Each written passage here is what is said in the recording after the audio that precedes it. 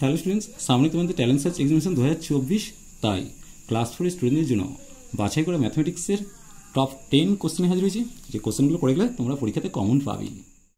দেখো, প্রথম যে কোশ্চেনটা দিয়েছে, এই যোগফলটা কত হবে একটু খেয়াল রাখো, এগুলি যেন পূর্ণভঙ্গি যেও না, তাহলেই ভুল হবে। প্রথমত কটা সংখ্যা আছে দেখে নেবো, 1, 2, 3, 4, 5, 6টা। তাহলে তোমরা প্রথমেই যেটা করবে, তোমরা 99কে 6 দিয়ে গুণ করে দেবে, আর তার পাশে 1-এর 7, 2-এর 7, 3-এর 7, 4-এর 7, 5-এর 7 আর 6-এর 7, এই যোগটা তোমাদের করতে হবে।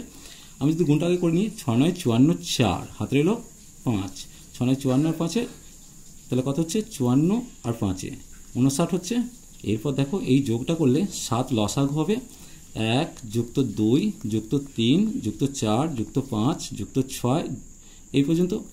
তাহলে এখানে 594 আমরা পেয়ে গেলাম, তার সাথে পেয়ে যাচ্ছি 21/7, কাটিয়ে দিলাম 3 পেলাম। তাহলে 594-এর সাথে 3 যোগ করলে কত হবে, 597। তাহলে এটা উত্তর হবে। দেখো, এগুলো খেয়াল করে করবে, এগুলো কিন্তু তোমরা পূর্ণভঙ্গি যেও না, তাহলে পরীক্ষায় সলভ করতে পারবে না। এরপরে দেখো, দশমিক ভগ্নাংশে প্রকাশ করতে বলেছে। তাহলে প্রথমত এটাকে সাজিয়ে নাও। তাহলে 1 যুক্ত 7/10 অর্থাৎ দশাংশ, তারপর শতাংশ লিখবো, তারপর সহস্রাংশটা লিখবো, লিখে নিলাম। এরপর দেখো, 1 দশমিক হলো 731, এটাই উত্তর। এরপর দেখো, লুপ্ত অঙ্ক লিখতে বলেছে, যাতে এটা 11 দ্বারা বিভাজ্য হবে। প্রথমত 11 দ্বারা বিভাজ্য করতে গিয়ে দেখছি কোথায় আটকে যাবে, তাহলেই সেটা বেরিয়ে আসবে। 11 দিয়ে ভাগ করলাম, 11 একে 11। এরপর দেখো, স্টার নামলো, 2 নামলো। আমি দেখো এখানে 2 এখানে 0 খাইয়ে 2 খাওয়ালে 22 হয়ে যাবে, কিন্তু এই একটা রয়ে যাবে। কিন্তু আমি যদি এখানে 1 খাওয়াই, তাহলে এখানে 1 খাওয়ালে কত হবে, 11 হবে।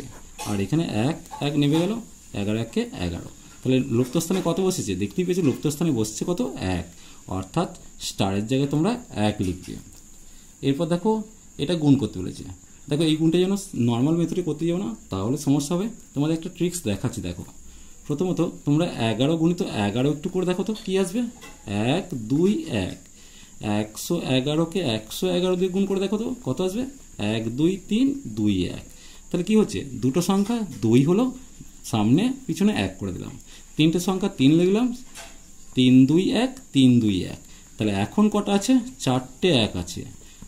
4টে 1কে 4টে 1 দিয়ে গুণ করলে 4 3 2 1, আর এখানে 3 2 1, অর্থাৎ 1 2 3 4 3 2 1, এটাই হচ্ছে গুণফল হবে। এরপর দেখো, একটি দেয়াল ঘড়িতে 10টার ঘন্টা বাজতে 10টার ঘন্টা বাজতে 10 সেকেন্ড সময় লাগে, ওই ঘড়িতে 12টার ঘন্টা বাজতে কত সময় নেবে একটু খেয়াল করো। দেখো, যদি দুটো ঘন্টা পড়ে, এই প্রথম ঘন্টা পড়লো, দ্বিতীয় ঘন্টা পড়লো, তৃতীয় ঘন্টা পড়লো, তাহলে 3টে ঘন্টার মাঝে ব্যবধান কত, 2টো। তার মানে এই যে দুটো ব্যবধান অতিক্রম করতে কত লাগছে, সময় লাগছে।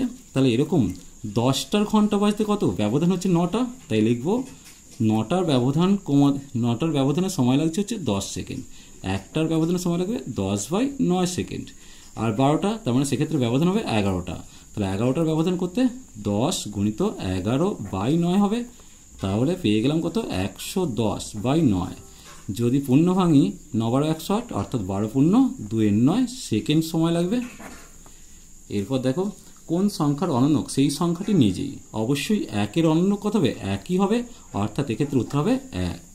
এরপর দেখো, 8 ও 6-এর মৌলিক উৎপাদকের সমষ্টি চেয়েছে। 8-এর উৎপাদকগুলো দেখে নেবো। 8-এর উৎপাদক 1 2 4 8। 6-এর উৎপাদক হচ্ছে 1 2 3 6। এখানে মৌলিক কোনগুলো, মৌলিক হচ্ছে 2 আছে 3 আছে। তাহলে মৌলিক উৎপাদক পেয়ে গেলাম 2 আর 3, এদের সমষ্টি করতে বলেছে, 2 3-এর সমষ্টি হচ্ছে 5, তাহলে উত্তর হবে 5। 16 মিনিটে 16 সেকেন্ড কতবার আছে।